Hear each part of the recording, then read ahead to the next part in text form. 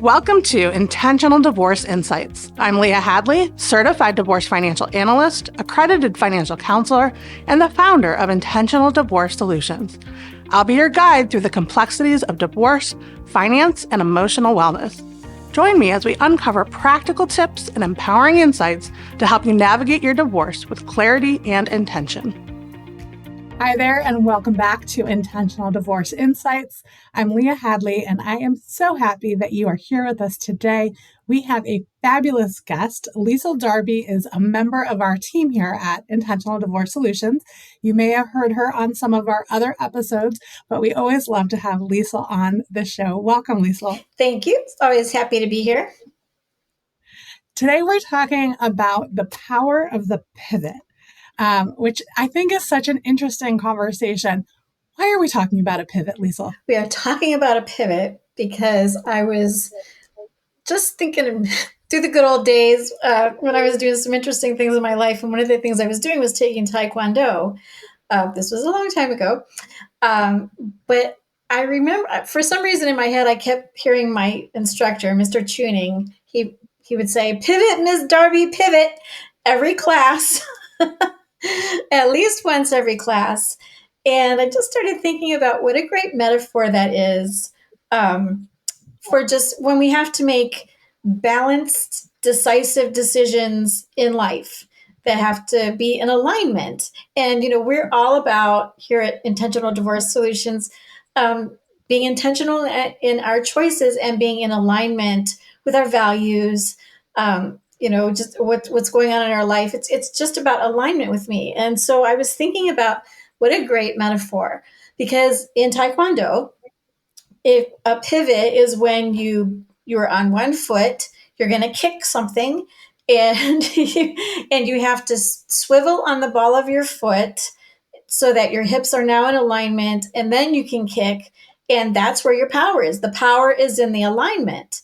Because if you do it properly, you will break a board, and a board actually represents a bone in your body. So, it's an aligned kick in Taekwondo is powerful enough to break your femur, which, as you know, is the strongest bone in your body, and it's in the power is in the alignment. And if you're not, you won't do as much damage, and you can actually hurt yourself. So it's very important to get everything lined up, and then you do your thing, and that's where you've got your power. And I'm all about here when we're thinking about, okay, I'm making decisions. Also, a pivot is a quick change in direction, right? So like I said, you're swiveling on the ball of your foot 180 degrees, right? And you have to do that while you're balanced. So it's all about when we have to maybe suddenly make decisions in our life due to either circumstances. A lot of it is circumstances that you have to make a pivot. Or sometimes you realize that your values maybe have changed a little bit. Now you have to make your outside circumstances match your inside values. But also, and I talked about this, I always think about the Friends episode where Ross and I think it was it Ross and Rachel and Chandler are trying to get that stupid couch up these stairs, and Ross keeps shouting, "Pivot, pivot!" A quick change in direction to get the job done.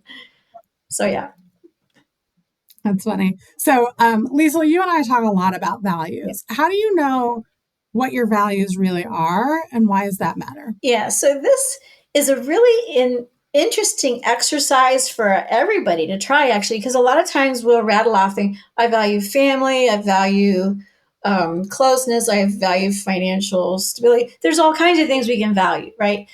So the way to figure out what your real value is from the one that you've stated is to write them down, take each one, and for each of those say, what is it that is most important to me about this? And you're going to kind of drill down. You're going to ask this question until you are sick of asking this question. You're going to get really annoyed, but you keep asking that until you get a circular answer, meaning that the same answer just keeps coming up. and do this for every one of your stated values. And that you might get some really surprising answers about this. I remember when I did this exercise first time, one of my values was family. And that's one that we all kind of threw out there. When I did this exercise, it came out that my actual value was independence, which I was kind of shocked when that's what that drilled down to. But when I thought about it, I was like, yeah, that is true. That is true. So you can do this with anything that you want to list as a value. Drill it down until you get to the core thing when the answer is not changing anymore, and that's your true value for that. And our values are important because we can use them as guideposts in our life, right? So if you can use that to help you make all the decisions that you have to make anytime, if you really want to, but it's especially helpful when you're making big decisions. If you're confused about something, if you can just figure out, well, what is one of my values? Okay, so I value independence. Are you making decisions that will align with your independence, or are you not? And you're gonna tell yourself when you've hit it or when you've not, right? When you've hit it, you're like, yeah, this is right, this is good. Things line up. It's easy to make decisions from that. If it's not, and you find yourself struggling, like, well, I'm getting a lot of pressure to do this, but I feel icky about it, or, this, I don't want to do this, but this is what I feel like I have to do.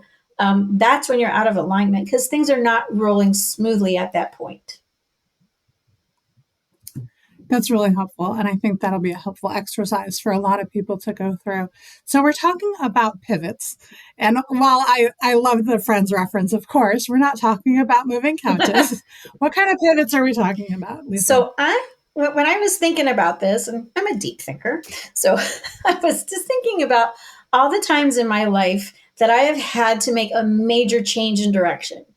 And up to this point, I have counted 21 major pivots. And I was shocked at that number because, we're not talking about, I wanted tuna fish for lunch and I'm out of it. So now I have to, go eat some cottage cheese. We're not talking about that. We're talking about major things.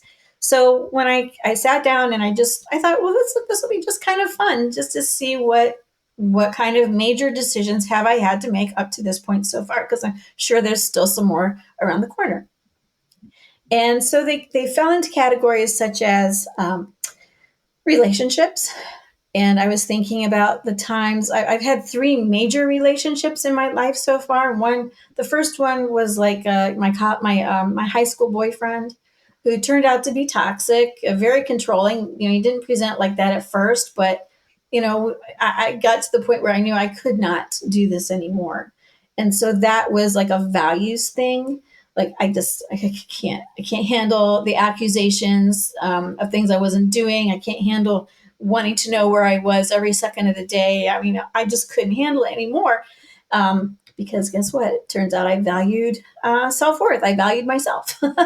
And so that was one. And then my husband was the second one. He was the longest one, of course. And then the third one was the one and only serious relationship I had once I was divorced. And then that fell apart after like 2.5 years. But each of those, the lessons that I got from that it was about self-worth. So that's what the relationships were about, self-worth, and how I had to pivot to preserve and find and preserve my self-worth in those situations.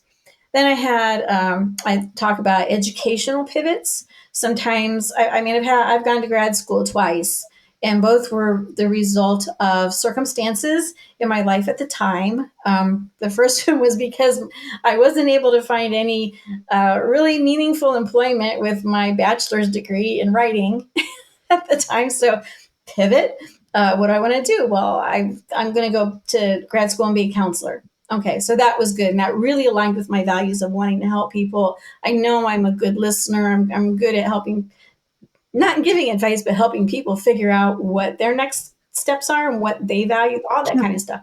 Counseling was a great alignment for me. And I was able to do that until some of the other pivots in life, such as moving, came along. And I hit Connecticut, and their licensure requirements were different, and I was going to have to go back to school to take classes that I was already supervising counselors to do. And I'm like, well, that does not align with me right now. So I did go back to grad school, but it was for a different field of study at that time, which at that time really felt good, and that was a good alignment. But I had to pivot when my circumstances changed. So that's another thing. One of the big ones, this one took up most of my most of that count, were physical moves that I made while I was married. Due to my then husband's career, we had to move in order for him to move up the ladder in his career. And so they were never our idea. It was always the company saying, hey, we want you to move over here. Will you do it? And we're like, okay. 1 year, within a 10-month period, we moved 3 times. And that was to different states each time. That was buying and selling a house each time. That was packing and unpacking a house each time. There was a lot to that. But that was circumstantial. And in those instances, I found the beauty in going with the flow, like not resisting that, just kind of embracing it as, okay, this is a new adventure. Let's go. I found out I was very resilient in allowing that to happen. Let's see what else. Oh, the other thing, a big one, was just a spiritual pivot for me. I grew up just Methodist, just very kind of middle of the road Protestant, nothing extreme. But I started to kind of question things in formalized religion. And so because of that, I just really aligned myself more just being a spiritual person in a very large sense. And that's really brought some gifts. But that's one that kind of overarches everything else in my life at this point. But that was a big pivot too. So there's all kinds of pivots that people can make, and those aren't the only ones. I know people. Well, the big one was divorce. Obviously, that was the one that knocked me on my butt, and took a little bit more time to bounce back from that. But there's other ones that, just even getting married, having kids, maybe a death in the family. There's just all kinds of things that can happen that'll make you have to pivot where you are and take a look and maybe go in a different direction. But we all do. While you were talking, Liesl, I was thinking about my own life and some of the pivots that I've made. I've certainly made some pretty big changes in my life, but the vast majority of them, I really felt like I got to choose. Like I got to decide something's not working for me. I want to make a change. How do I go about making that change? And I think for me, the very first time in my life where I had absolutely no control over the pivot was losing my mom this past summer, right? Like, that was just a time where it's like, okay, now you get to pivot, like whether you want to or not, like this is some time where you're going to have to make some adjustments, right? And I know for a lot of people, they are completely caught off guard about the divorce, that this is suddenly a pivot that's been handed to them. And they're like, my foot's stuck. Right? I've wrenched my knee. Talk to us a little bit about the difference between, pivoting by choice and sort of by necessity. Yeah. And in divorce, that can be one of two ways. Like you said, either it was handed to you by your spouse, and you may or may not have seen that coming, or else things have just gotten so out of alignment in your life, in this relationship, in your marriage, that's like, I can't do this anymore. Like I'm not being true to myself. I'm not being true to my values anymore. Things have to change. And this is the decision that I have to make. So there's some contrast between those. So usually, let's see, if it's you that's wanting the divorce, you take a look back on, okay, what's not in alignment anymore? What values am I not getting? Like maybe I value being respected. maybe that's not happening anymore. Or maybe I value, having autonomy, and maybe I never had that in this marriage, but it's just getting to the point where I'm really noticing it, either maybe because the kids are now in school and they don't need me so much, but I still don't feel like I can make decisions for myself without running it by somebody else.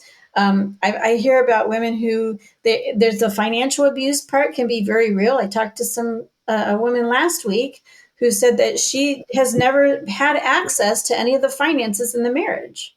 She has to ask for an allowance every week to buy anything. She can't just go out and buy clothes for herself. I mean, this is kind of severe. But that's, when that hits you, it's like, I can't continue doing this. I mean, when I'm talking to women about who are calling for information about like mediation, or they're calling about, what exactly would coaching help me do, because I feel like I'm at a crossroads and I'm just stuck. I can't think straight. I can't make any decisions now. And I need some help. It's because they've come to an awareness, almost like an awakening, like this isn't working for me anymore. This just isn't. I put up with a lot, or maybe it started small. It started small when we were dating, and red flags were there, but I didn't pay any attention to him. Oh, he just had a hard day, or he's got so many wonderful qualities, I'm going to overlook this. And we all do that. Nobody's perfect. But a lot of times once women get married and they're really into it, those things can get worse in their partner. And maybe it's getting harder and harder to breathe. They're feeling suffocated, and they just know, I can't do this anymore. I just can't. I have to make a big change. So that's if you're the one that's kind of thinking, I have to make this happen because it's just not working anymore. Nobody takes this lightly, right? Like nobody just wakes up casually on a Tuesday morning and says, a divorce looks fun. Let's try that. By the time you're talking to me, lots of stuff has happened to get you to this point. So that's if you are the one that's pulling the plug. Now, if it was handed to you, like in my case, it can be kind of helpful to maybe, once you've caught your breath, to say, okay, I wasn't ready for this. I wasn't looking for this. But if I'm honest, there's been lots of things that haven't been working for a while, right? So like in my case, I was married for 25 years to my high school sweetheart, and I thought things, we had hit a rough patch because he kind of hit a midlife crisis. I mean, he was going out to the bars till 2:30 in the morning with a friend who was just going through a divorce. He was his wingman. He had traded in his perfectly good Honda Shadow for a Harley. And unbeknownst to me, he had traded me in for somebody 10 years younger. I didn't know about that one, but I thought he was just going through a midlife crisis, and I was just going to hunker down and ride it out, and we were going to get through this.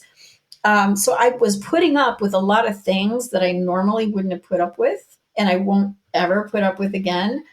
But looking back, it's like, no, things were not going great for a while. But I think we all kind of, especially if you're married and you're taking it seriously, or maybe you're thinking, I've got to ride this out for the kids, whatever, we'll put up with a lot of stuff. Like we will. And it's almost like the boiling of the frog. You turn it up by degree, it gets a little bit worse, a little bit worse. And at some point you take a look and you see what your surroundings are and what's going on. And it had that happened overnight, you would be like, I'm out of here. I'm not putting up with this. But because it's incremental and it might be kind of slower, that's how you boil a frog, right? You just gradually turn the degrees up because they don't realize what's going on. And a lot of times I think that happens, or a lot of times, like once I found out he was cheating, like that's it. For me, that's a boundary that if you do that to me, you don't deserve me anymore. Again, self-worth, right? So that there can be a couple different things that happen. But if you're honest with yourself, when you take a look back, you can see that things are not in alignment with your values, or things that are important to you, and they probably haven't been for a while. So one of the things you do is take stock of your feelings, right? So your feelings are just feedback as to how far away are you from your true self, right? So when you're feeling good and everything's going along and you're feeling really, really great, you're in alignment with yourself pretty much. It's when things start to not feel so great, and maybe now you're tired all the time, or you're irritable, or you're just mad at the world, or you're, all these things. Pay attention to your feelings. They're all valid. It's, for me, I just look at them as feedback to myself as to what's really going on. But a lot of times we'll tell ourselves, no, things are fine. Things are fine. Everything's fine. And they're not. Or like, maybe you're putting up with a lot of stuff and it's not perfect, but you're putting up with things that you normally wouldn't put up with. Like I always say, if your best friend came to you and was telling you what was going on, what would you tell her? Right? Because that's easy to do. Say, oh, you need to get out of that, sister. You just need to, I would not put up with that. It's different when. I think though, like for some people, they may shy away from the pivot just because it means that there a lot of change is coming, right? Yes. Like that can feel very scary, whether it's divorce or something else. It's like the devil you know versus the devil you don't, right? Like it just, how do you talk to people who are just feeling like maybe I'm not ready to pivot. Maybe I'm afraid. Okay. And you're right, Leah. Fear is one of the biggest things that keeps people stuck, right? Because like you said, I at least I know what I'm dealing with here. If I jump ship or I make this change or I pull the plug, lots of things are gonna change, and I don't know what that looks like. I don't know what that means. So I say, fear is just unanswered questions. So let's work on getting answers to your questions, right? And one of the big ones is where you come in so beautifully, is the financial aspect of divorce, right? Fear about the finances is a big thing that'll keep women in a relationship that they know is not healthy for them, because they don't know what's going to happen if they're not with this person. And that can be whether they work or not. I mean, a lot of times we talk with stay-at-home moms, they've given up a career to stay home and raise the kids, and they don't have an income of their own, and that is terrifying. But you can start. You don't have to take any big leaps right now. You can start with just gathering some information, kind of seeing what's out there. I often refer clients to a really good career coach who helps women reinvent themselves, even if they think they don't have anything to put together that would be, equate to income from them. She can help. She's helped people do that. So just kind of connecting, seeing what's out there. If you have to brush off a degree or get recertified for something that maybe like nurses, maybe that's one thing that comes to mind.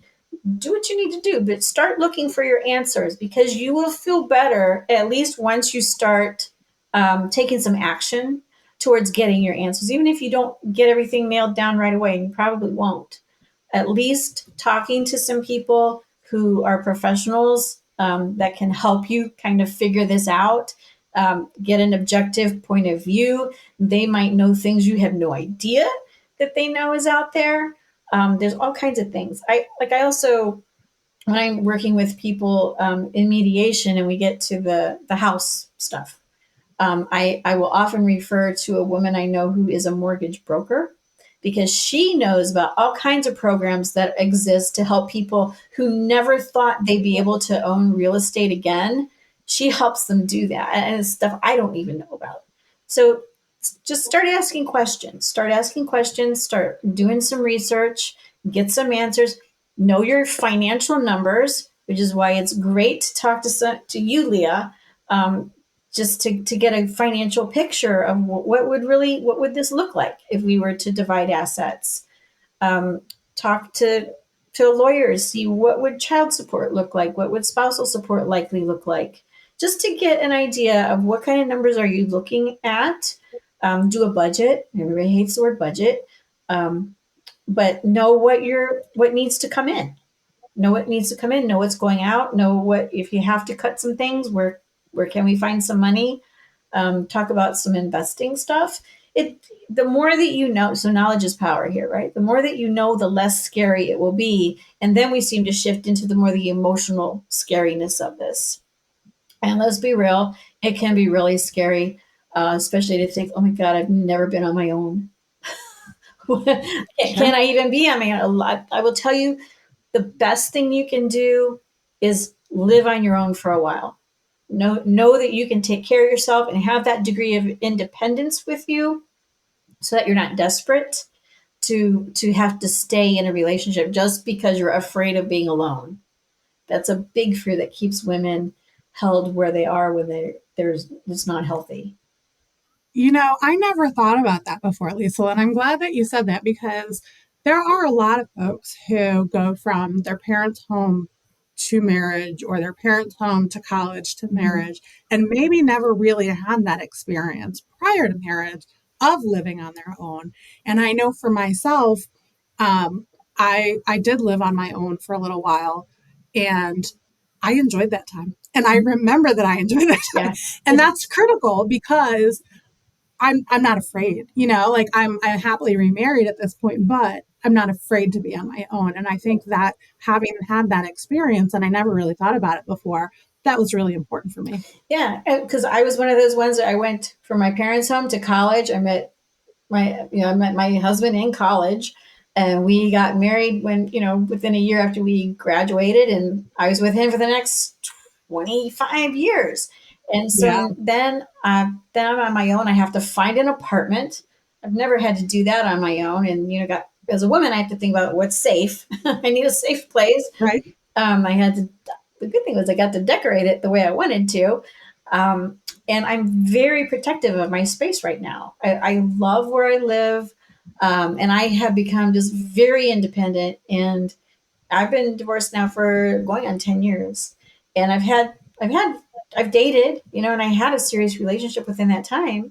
But I will tell you that I am not afraid to be on my own, and I will not stay in a relationship that doesn't serve me. But if I have to make myself smaller to be with any person, that's not going to happen. And I'm not afraid to walk. And that makes me a very dangerous person to date. I think it makes you a good independent partner, if you ask Yeah. me. Yeah.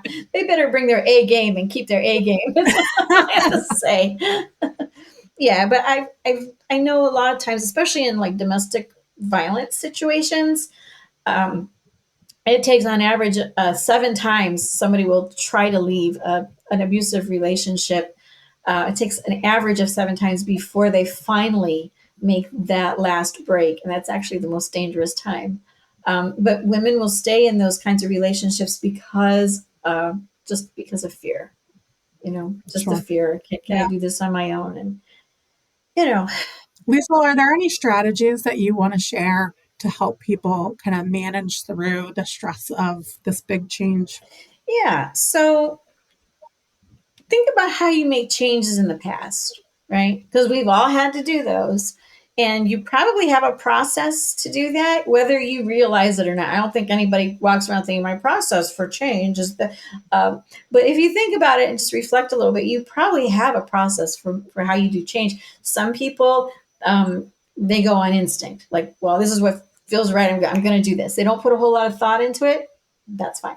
Other people they'll be very afraid at first, but give them a few days or a week or so, then they can settle down. Then maybe you start making lists of pros and cons, right? If I do make this pivot, what's positive going to happen and what's negative going to happen? And then also think about what happens if you don't make that pivot, right? Because you have a choice here. This is what we're talking about, making a choice for change. So you don't have to make a pivot. Nobody's going to force you to embrace whatever is in front of you that you feel like you need to change. But there's consequences either way, right? Consequences are neither good nor bad. They're just, this is what happens when this thing happens.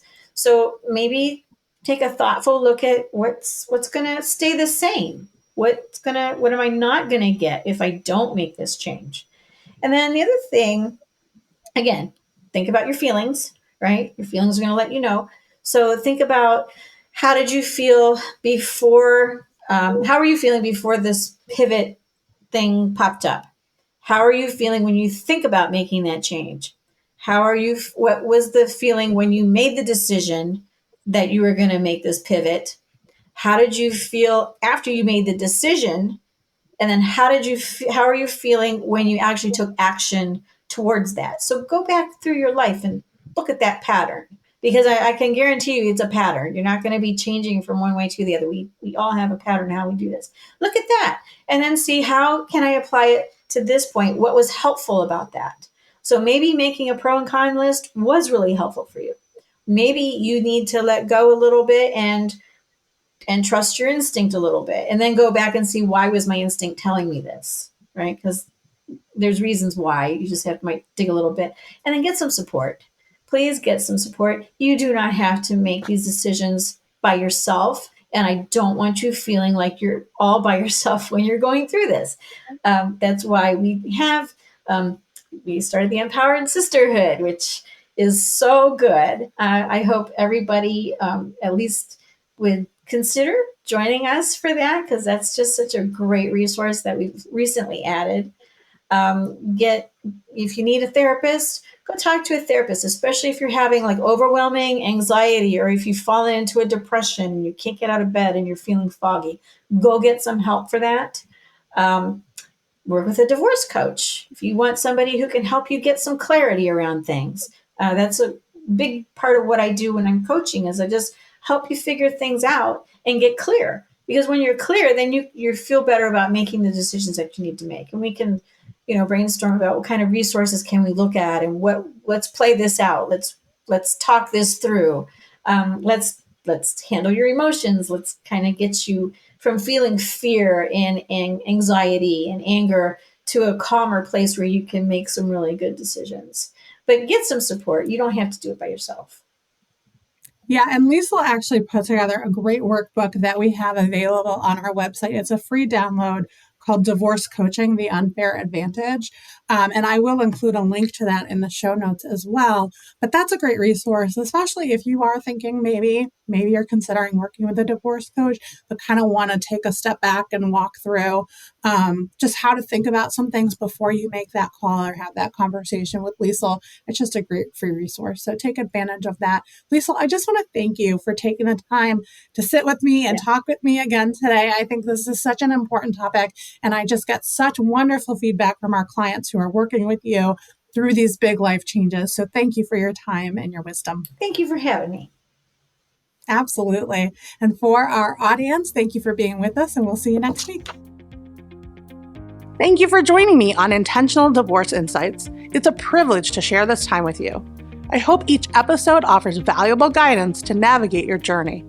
If you find our content helpful, please leave a review to help others discover the benefits of intentional decision-making in divorce. Until next time, take care and continue to embrace your path with intention.